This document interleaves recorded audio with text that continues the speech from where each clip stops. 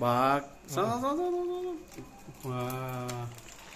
কি মজা এতিয়া পুখুৰীত মাছ দিয়া নিচিনা লাগি গৈছে। আৰু আজিকালি বহুতেই নিজৰ মৰমৰ ঘৰখন সাজিলে বাস্তুশাস্ত্ৰ মানি চলে, মানে বাস্তুশাস্ত্ৰৰ মতে নিজৰ ঘৰখন ধুনীয়াকৈ সজাই লয়। বাস্তুশাস্ত্ৰৰ মতে আপোনাৰ ঘৰত একুৰিয়াম ৰাখিলে পজিটিভ এনাৰ্জি বৃদ্ধি পায়। সেয়েহে মই দীপক ক'লোঁ যে এটা একুৰিয়াম আনিবলৈ, আৰু একুৰিয়ামটো আনি দীপে ধুনীয়াকৈ ঘৰত সজাই পৰাই দিলে। একুৰিয়াম আপোনালোকে নিশ্চয় দেখিছে, আৰু সেই মাছ থোৱা একুৰিয়াম কেনেদৰে ছেটিং কৰে সেইটো আজি আপোনালোকক দেখুৱাম। আপোনালোকে ভিডিঅ'টো শেষলৈকে চাই থাকিব, তেতিয়াহে আপোনালোকে গম পাব। আৰু মাছৰ একুৰিয়ামৰ ভিতৰত ফিটিং কৰিবৰ কাৰণে এনেকুৱা ফিল্টাৰ লাগে, আৰু এইবিলাক বস্তু কি বস্তু লাগে, লাইট লাগে, আৰু এয়া মাছ এনেকুৱা পলিথিনৰ যি কেৰি বেগ, আৰু কেৰি বেগত পানী দি পেলাই এনেদৰে মাছকেইটা লৈ চীনা এগৰাকী দাৰ্শনিকৰ মতে একুৰিয়ামত সোণালী ৰঙৰ মাছ ৰাখিলে সুফল পোৱা যায় বুলি কোৱা হৈছে। বাস্তুশাস্ত্ৰৰ মতে আমি যদি একুৰিয়ামত মাছ ৰাখোঁ তেতিয়াহ'লে বিজুৰ সংখ্যাত আমি মাছ ৰাখিব লাগে। মাছখিনি ৰিফ্লেক্ট কৰিবলৈ বেকগ্ৰাউণ্ডটো ট্ৰেন্সপাৰেণ্ট নহওক, ট্ৰেন্সপাৰেণ্ট হ'লে মাছখিনি ভালকৈ দেখা নাপাব। সেইকাৰণে আমি ধুনীয়া কালাৰৰ বা ধুনীয়া এখন পেপাৰিয়া লগাই দিয়া। এইটো মানে কি ভিতৰৰ ফালে থাকিবনে? বাহিৰৰ ফালে থাকিব, মাছ ৰাখিলে ধৰক আপুনি 5টা 7টা 9টা এনেকৈ ৰাখিব লাগে, মানে ফিল হৈ থাকিব নহয় জানো? হৈ থাকিব যেনেকৈ মানে অচেনৰ ভিতৰত থকা নিচিনা একদম ফিল এটা পাব আপোনালোকে।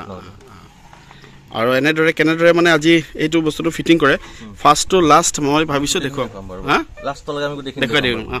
আৰু এতিয়া এটা পৰ্যায় পাই গৈছে, এইটো হৈছে মানে ইয়াতে ছেট আপ কৰা হ'ব। ইয়াতে বাস্তুশাস্ত্ৰৰ মতে শোৱা কোঠালি নতুবা পাকঘৰত আপোনালোকে কেতিয়াও একুৰিয়াম নাৰাখিব। একুৰিয়ামত ৰখা মাছবিলাক ক'ৰ হয় জানেনে?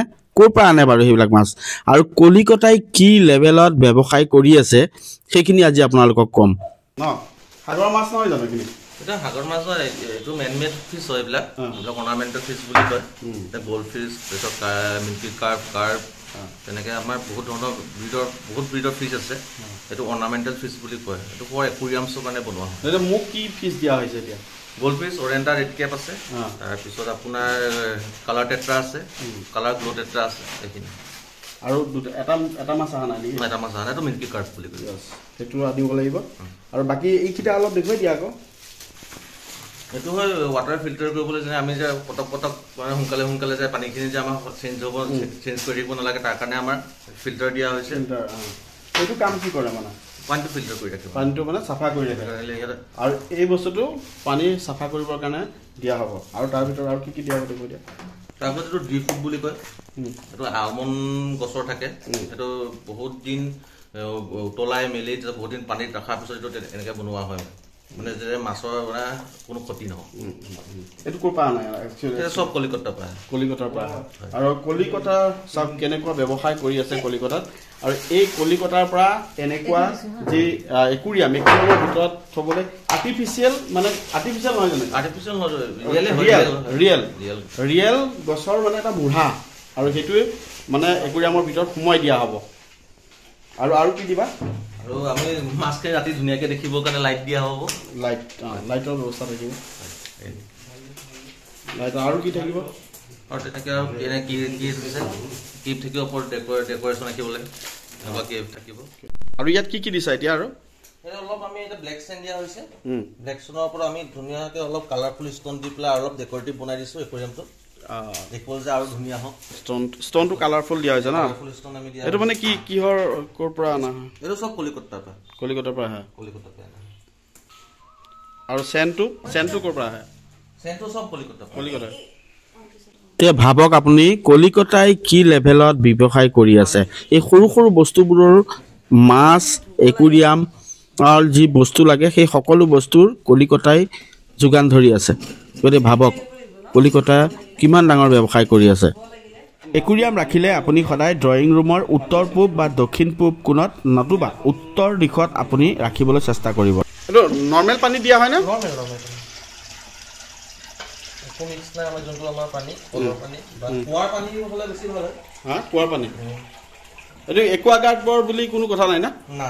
একুৱাগাৰ্ডৰ পানীখিনি যোনখিনি মিনাৰেলছ থাকে যোনখিনি আমাক নালাগে সেইখিনি একুৱাগাৰ্ডে কাটি দিয়ে কিন্তু সিহঁতক কিন্তু মাছকটো এইখিনি বস্তু দৰকাৰ হয় আমাৰ কাৰণে দৰকাৰ নহয় সেইকাৰণে আমি নৰ্মেল পানী দিয়া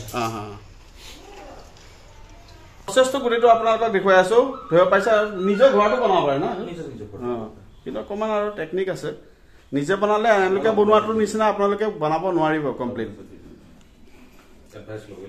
এডভাইচ ল'বই লাগিব না বস্তুটো বনাব পৰা নিজৰ ঘৰতে গ্লাছ আনি চিলিকন আনি বনাব পাৰে কিন্তু আপুনি প্ৰপাৰ যোনটো আমাৰ ফিনিচিং বা চিলিকনৰ পুৰা ভৰাই দিবা নেকি পানীটো পুৰা পুৰা ফুল কৰিব লাগিব পুৰা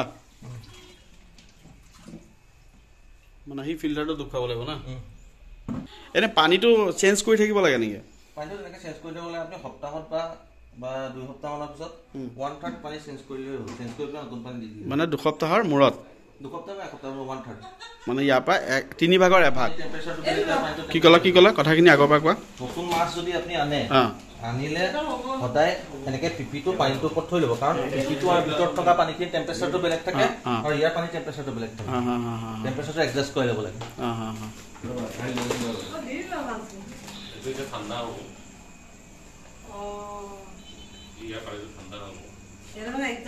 এডজাষ্ট কৰাই আছে মানে পানীটো কিমান সময় ৰাখিলা এইটো এনেকে 5 মিনিট পানী কম আছে তাতে ইমান ঠাণ্ডাও নহয় পানীটো টেম্পাৰেচাৰ একেই কিন্তু 10-15 মিনিট ৰাখিব লাগে দেখাই দিয়া আকৌ বাঘ কি মজা এই দিয়া এতিয়া পুখুৰীত মাছ দিয়া নিচিনা লাগি গৈছে হা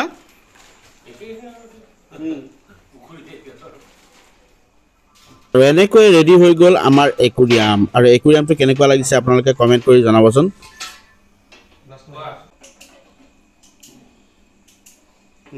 আৰু ফাইনেলি হৈ গ'ল এইটো লুক এটা ফাইনেল হৈ গ'ল আৰু এতিয়া মই এড্ৰেছটো দিব বিচাৰিছোঁ দীপৰ এড্ৰেছটো তুমি নিজে কৈ দিয়া আপুনি মোক যদি টাচ কৰিব আছে যেনে মোৰ কণ্টেক্ট নাম্বাৰ প্ৰথম টাচ কৰিব পাৰে নাম্বাৰটো হ'ল 7002294142 আৰু মোৰ পেট শ্বপখন আছে আপোনাৰ বিমলা একাডেমীৰ ওচৰত জখলাবন্ধা বাগজান গতিকে আমাৰ মানে ইয়াৰ আশে পাশৰ মানুহে যদি কোনোবাই বিচাৰে যে একুৰিয়াম এটা আমি বনাম বাস্তু চাস্তু যোনে বিশ্বাস কৰে তেওঁলোকে চাইছে গতিকে একুৰিয়াম যদি বনায় তেতিয়াহ'লে দীপক আপোনালোকে টাচ কৰিব আৰু দীপে আপুনি কোৱা ধৰণে তেনেদৰে তেওঁ বনাই দিব আপোনাক ঠিক আছে অকল বাস্তুশাস্ত্ৰই নহয় এনি পেট লাভাৰ কোনোবা যদি যে কুকুৰ বা ধৰি লওক আপোনাৰ কুকুৰৰ দানা পৰা আৰম্ভ কৰি পেলাই মাছৰ দানা পৰা আৰম্ভ কৰি মাছ চাছ লৈ একুৰিয়ামৰ টেংক লৈ পেলাই সকলো বস্তু ঠিক আছে তাত দীপক যোগাযোগ কৰিব